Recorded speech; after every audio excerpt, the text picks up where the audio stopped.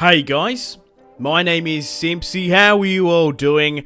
Welcome back to some more Hearts of Iron 4. Here today we have a mod spotlight video on the channel. We're going to be checking out the end of a new beginning mod from 1857 to 2050. So guys, if you would like to see more videos on the channel with this mod, let me know in the comment section down below and leave a like. That's the best way for me to gauge your support. So we're going to be checking out this rather ambitious mod.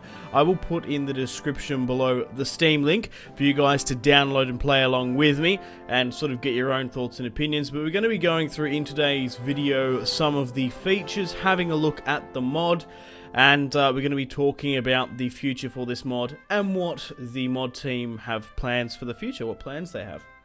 Also guys, just a bit of a side note here, from as soon as this video goes up, I'm going to be uploading a lot more consistently. The last month I've been incredibly busy with university coursework, and now I have a spare week or so, so I can't guarantee daily uploads, but I'm going to try my best to do that. So stay tuned for a lot of uploads on the channel. Let me know what you would like me to record, because I want to get back to a couple of series and start some new ones.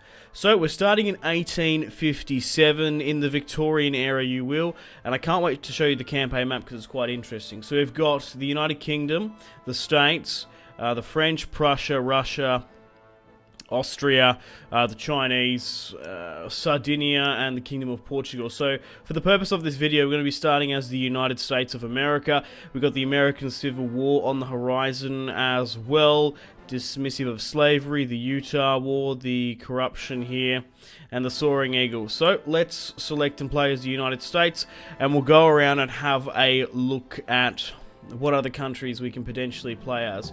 So like I said at the start of the video, this mod is rather ambitious, if I do say so myself.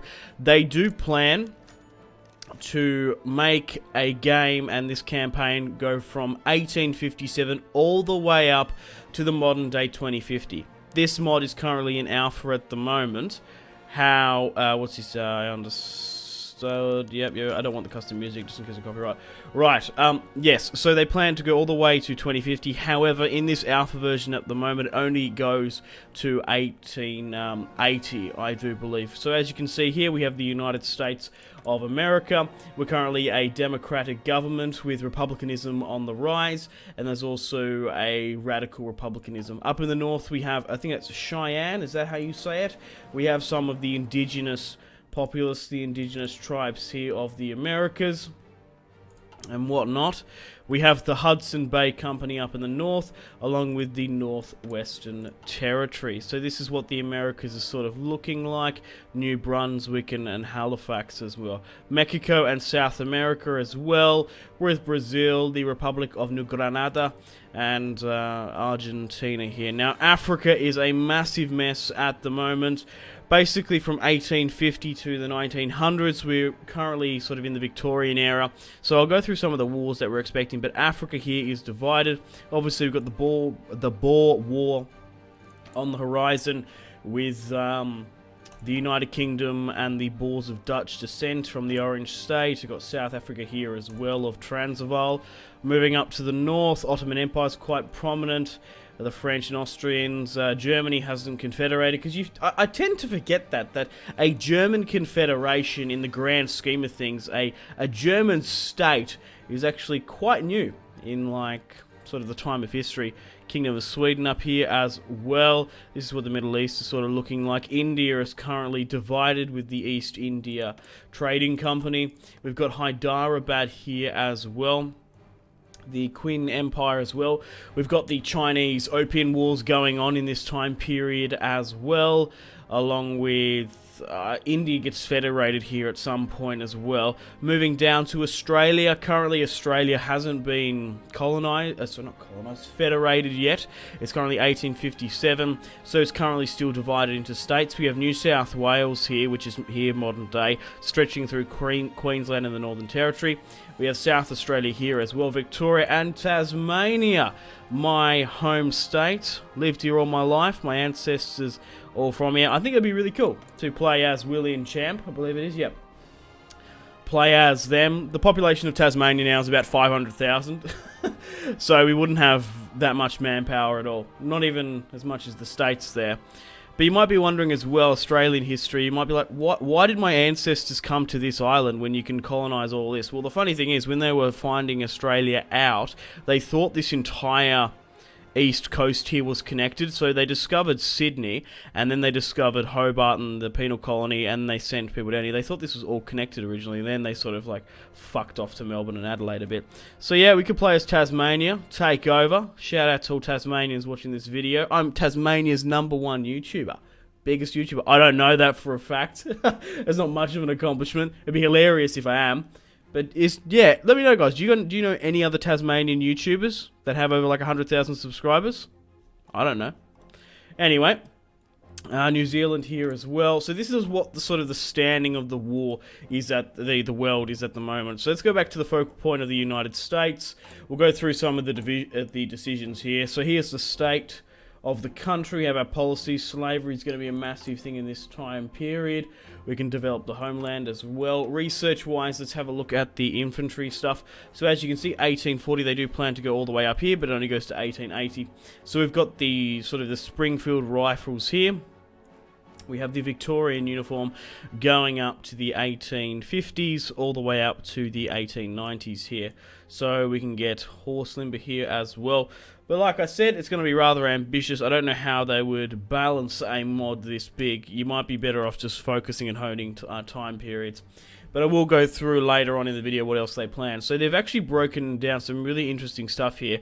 Mechanical engineering, processing engineering, biochemistry, electronics, and instruments, which we haven't seen sort of like a biochemistry route in this. So, in Hearts of Iron before. So we've got the support companies, that's fine, stock standard. We have armour in this time period now in the 1860s. Armour trains is the research we're going to get. Artillery-wise, it definitely was still used in the Victorian era. We've still got rockets, we've still got howitzers and Napoleon rifles as well. Land doctrine-wise as well. Okay, so you can focus on industry, tradition, aviation. This is really quite interesting. So we've got the Victorian Army here. Moving down the artillery support, traditional. We have the industrial build-up, innovation thinking, moving down to naval, sort of stock standard. A lot more icons need to be worked on as well. But yeah, maybe I want to sort of wait for this mod to be a little bit more fleshed out, because we only can go up to the 1880s, of course. Victorian Navy, the air support, the early sort of aviation stuff we've got is the recon balloon, famous by Napoleon, and the early zip line in 1870. Air doctrine wise as well. Here are some of the mechanical engineering. So we've got the locomotive industry, the railroad, and the engines here.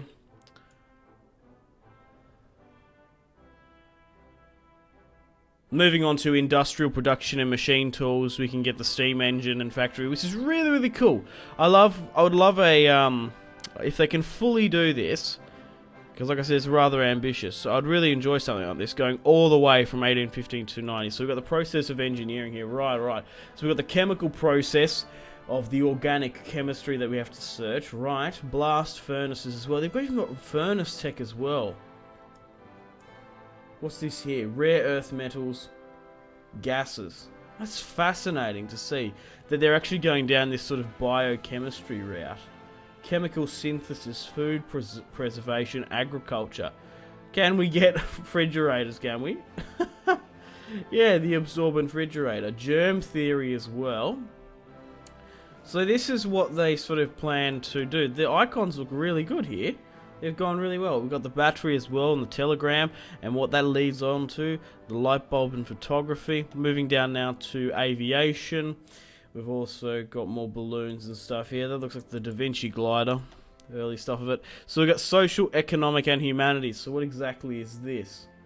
Capitalism, shift work, trade unions, asphalt roads, early hospitals, and we've got the special projects here. Right, cool. Okay, right. So that's the research diplomacy-wise as well. Pretty intangible at the moment. So here's some of the trade resources. Not all of them load upon the screen. So coal is massive in this era, of course. The Americas famously sending most of their timber or lumber. Pick one, Simpzy. You fucking drongo. Yes, anyway, obviously oh, I'm getting tongue-tied now, I'm completely sidetracked. With the industrialization of the UK, you'd think that timber would be a massive resource here in the Americas. Wood, fabric as well, machine parts, oil, aluminium, along with cotton as well for textiles and making clothing and whatnot. So this is some of the construction stuff that we can get as well in the Americas, which is really interesting. I can't wait to show you guys some of the unique shared buildings. So we've got the infrastructure here, air bases, air radiation, anti-air. That's your stock standard. We can build military factories, civilian factories, naval dockyards, synthetic refineries, nukes and stuff. We can actually build coal mines as a resource and a cotton farm. There are events in this game with the American Civil War, of course.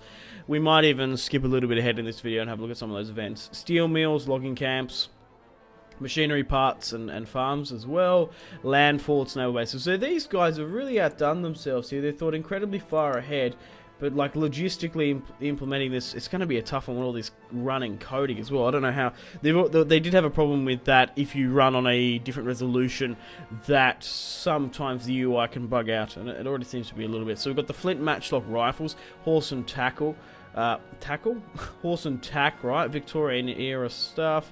So we've got guns as well. So let's have a look at some of the infantry here for the United States. So we seem to have two different lots of infantry battalions. We've got the line infantry, which is cool, and the light infantry. Right, so what's the difference between these? Weight and supply, somewhat usage, HP and equipment. Okay, you'd think you'd go with the line infantry, I think. Mobile stuff, light cavalry at the moment. I don't know how they would sort of tweak this, because in Hearts of Iron 4 Vanilla, cavalry is sort of used as more of a suppressing unit to police stuff, which is crazy because when you think about it, like Hitler, there's some crazy fact that Hitler brought over 1 million horses to the Eastern Front when he declared war upon Joseph Stalin and initiated Operation Barbarossa. He actually brought more horses than Napoleon did when he invaded Russia. In his invasion of the Eastern Front. But, yeah, like, logistically, if Hitler was a fucking lunatic like that.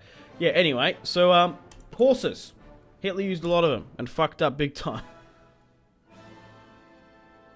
But yeah, it's just sort of an interesting side note that the fact that you'd think sort of the Napoleon era was the grand age of the horse, you'd think. And even though Hitler, in the 1940s, brought that many. Logistic-wise as well, not really too much. Let's go through the national focuses and see what we have here for the United States. So we've got the American Civil War. Of course, we can fortify Washington. So we can go enact martial law, disturb European interest. Right. A divided house, a king's cotton, the soaring eagle, the broken eagle. So we can sort of go down here to other aggressive planning, defensive planning. Okay. So we've got Ulysses S. Grant of the United States with the butcher and the butcher there, scorched earth policy. Moving further down here to the Panic of 1958, another different presidency here. If you are an American, you probably take a lot more of this focus tree than what I do. I don't know too much about your history. Like, I wouldn't know who, like, Buchanan is, or Buchanan, or whatever it's obviously not that. I have no fucking clue how to pronounce it, I don't care. But, fuck knows who that is, to be honest. So we've got Democratic and Republican supports. This is further down the sort of other stuff. The 15th Amendment. Radical changes, limited equality. So you really can go down the Reconstruction era as well. So you're most still going to pause and have a look at some of these unique focuses. And this is just for the United States, might I add. We might go through and have a look at what the UK is at this time period. They currently have Lord Palmerston. And I imagine Queen Victoria is currently the Queen. Okay, I'm just sort of skipping it to see if any events come up. I'm so surprised that Canada is so small here. The Hudson Bay Company is massive. So at the moment, we've got the British-Chinese War going on. I believe this is an opium war. Could very much not be. It could be the Boxer Rebellion. I can't remember the time period off the top of my head exactly. But what I found interesting as well is that some of you may not know as an Australian, we didn't confederate into another 50 years or so now.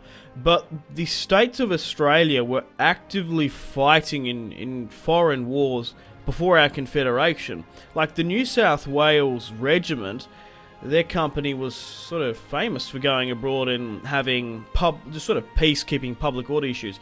They went to the Boxer Rebellion in China. They also went to the Sudan when that guy was beheaded. Charles something? Gordon? I can't remember off the top of my head either.